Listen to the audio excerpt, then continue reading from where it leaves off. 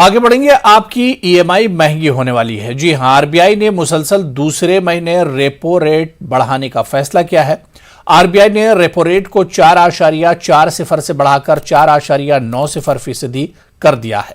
RBI के governor Shaktikanta Das ने यह ऐलान किया कि आरबीआई की मॉनेटरी पॉलिसी मीटिंग के बाद किया। आरबीआई के इस फैसले के बाद होम लोन से लेकर कार लोन और एजुकेशन लोन महंगा होना यकीनी है। दूसरी तरफ जिन्होंने पहले ही होम लोन लिया है उनकी ईएमआई मजीद महंगी हो जाएगी।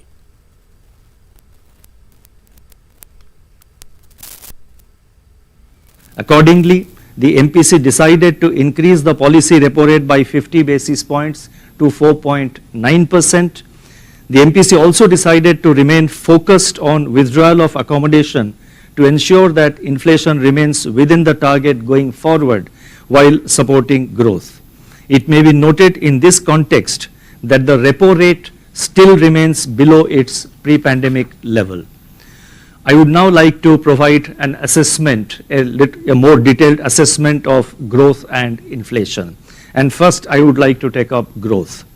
According to the provisional estimates released by the National Statistical Office, that is NSO, on May 31st, India's gross domestic product, that is GDP growth, in 21-22 is estimated at 8.7%. This level of real GDP in 21-22 has exceeded the pre-pandemic, that is the 2019-20 level. On the supply side, major categories also surpassed the 2019-20 level.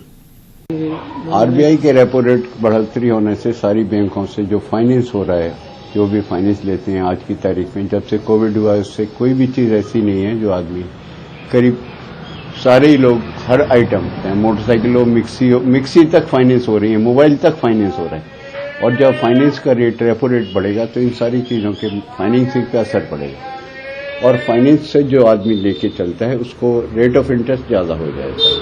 Rate of interest ज़्यादा हो जाता है, हर चीज़ पे महंगाई वैसे ही control नहीं हो रही है। बैंकों की रेपो रेट बढ़ने से फाइनेंस के रेट बढ़ेंगे। जब फाइनेंस के रेट बढ़ेंगे तो महंगाई का एक अतिरिक्त बोझ आदमी के ऊपर पड़ेगा जो कि बिल्कुल असहनीय होगा।